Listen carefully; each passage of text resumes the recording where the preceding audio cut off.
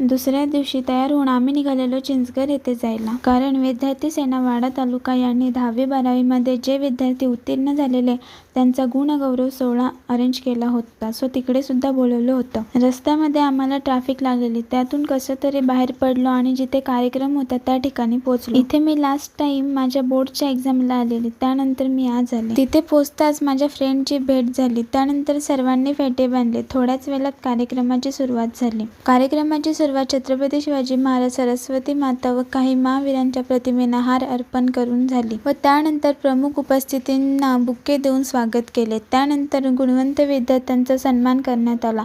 हा क्षण खूप खास आणि अभिमानास्पद होता. त्यानंतर पप्पांना ड्युटीवर जायचं होतं, त्यामुळे आम्ही जास्त काही थांबलो नाही. कुठे जायला निघालो आणि पाऊस आलो नाही असं होतच नाही. बरोबर टाईमवर पाऊस येतो. त्यानंतर आम्ही आलो घरी. व्लॉग आवडला असेल तर लाईक, शेअर, सबस्क्राईब करा आणि कमेंट करायला विसरू नका. Bye bye.